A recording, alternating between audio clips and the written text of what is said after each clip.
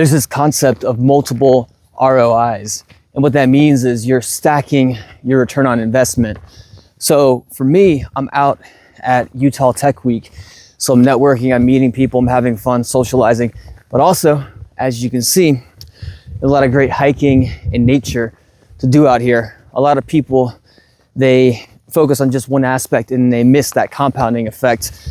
Since I don't have access to this type of nature on a day-to-day basis, it's really great for me to be able to get out and explore. And that's really helpful, I think, just in your life, is having that open mind. And then also, have a plan for some of the things, but for other parts, you just go out and it's an adventure. You just discover, you don't know what's gonna happen. For example, I knew a few of the events I was gonna go to, but as I meet people, I found out, this one event I was going to in Silicon Slopes, there wasn't as much attendance as I thought there was gonna be. So I got a free pass and a code to get in and went out and checked it. And that was fun. Then I wound up in a Solana developer event. The year before, I was in this hacker house, which had some Solana sponsors and other people.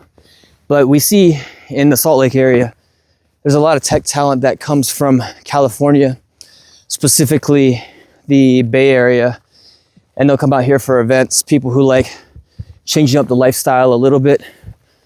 There's some similarities with the city, and then also being able to get out into the mountains, but the vibe's very different out here. The tech industry is not nearly what it is in the Bay Area, but it's emerging. Look what we have here. We got some pigeons.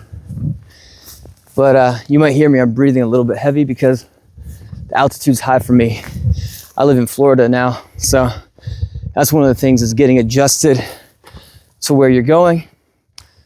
But really, I think, again, it's just having that open mind to explore, to go out in the world, do things you wouldn't usually do, and do it while you have time, while you're young, while you have energy. A lot of people want to wait until they retire. And at that point, I don't think most people realize that they want to sit around the house, that they want to just do things with family and friends and stay at home. I mean, how many older retired people do you know? There's some that like to explore, but most of them, they don't really want to go out and do that much. And maybe that's not necessarily a bad thing, they're more content, but those are the things that you should be doing younger in your life, when you have that energy. And so I think even if it costs you, I know the hustle culture is so big right now. And don't get me wrong, I did that to be able to have the capability to be remote, to be able to go places and enjoy my life. But you gotta also calculate the lifestyle experience. If you're flat broke, whatever, but you should look at what is your expected lifespan. How long do you think you'll have energy? Are you the most fit you're gonna be or not? People think that they're always gonna have the same energy. They're gonna be as fit as they were when they were younger. The reality is it gets harder. So you should make the most use of that time as you can. And I was talking about multiple ROIs when I started this conversation. And that's really important to me because you might see this as on my music channel. I'm a rapper and I do rock music. I love to play, I love to tour, all that stuff, production. I love busy cities, the crazy lifestyle, all of that. Yet I still get out into nature, into the distance, into the void. And actually what I want to do is rent a cabin. I really wanted to do this if you're a band out there, if you can play rock or metal guitar, you like rap, rock, sound. I've been a vocalist, been doing this for over a decade. I play other instruments too.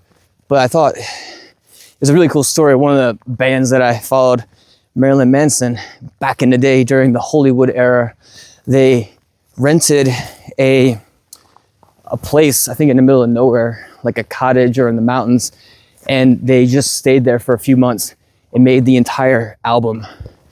And their time was really just dedicated to that and a bunch of craziness.